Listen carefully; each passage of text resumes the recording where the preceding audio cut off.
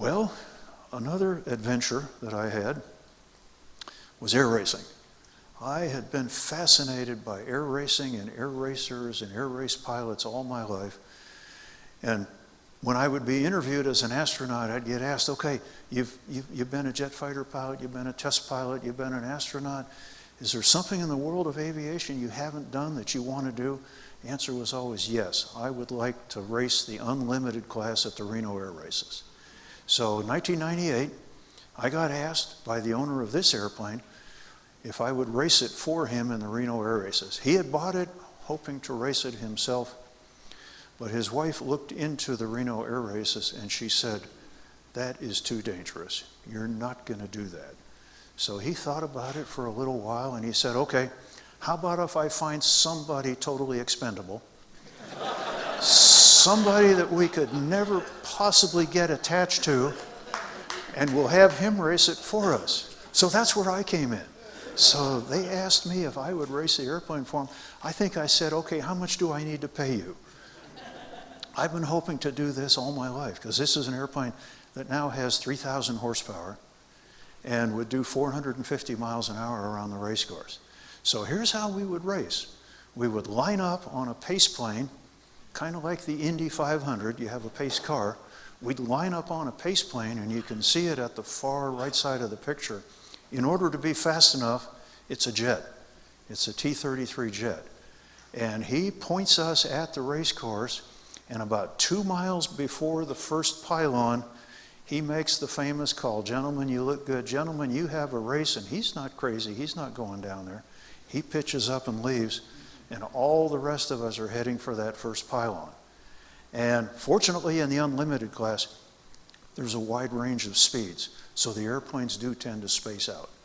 But you do wind up with some real beak-to-beak air racing. And in this picture, I'm breathing real heavily down this P-51 Mustang flown by a dear friend of mine named Jimmy. And we have just finished the one kind of not real long straightaway. So he and I are doing about 450 miles an hour in this picture. The rule for minimum altitude is my helmet must not be below the top of this pylon. I see that as a reasonable rule. The top of that pylon is 30 feet off the ground. So I only got called for low flying one time in all the years that I raced. So that was racing a Hawker Sea Fury. I raced Reno altogether 18 years. And it's not the most sane thing in the world to be doing because 8 of those years we lost a pilot. And one of those years we lost 3 pilots.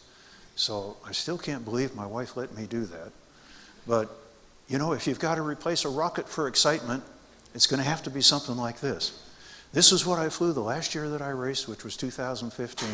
It's a highly modified P-51 Mustang that normally had 1,900 horsepower. The engine is souped up to where it was putting out 3,000 horsepower. This is a Rolls-Royce Merlin V12. And I did the first lap in the championship race at 503 miles an hour. And again, this is that pylon, the top of which is 30 feet off the ground, so I'm, 50 feet? Going 500 miles an hour.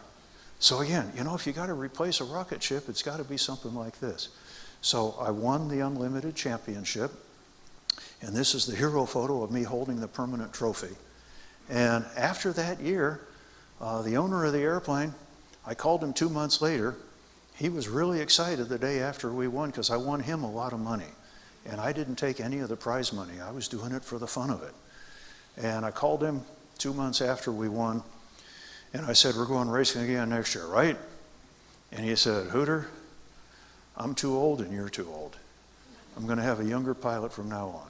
Well, I hold the speed record for the race course, but I'm too old.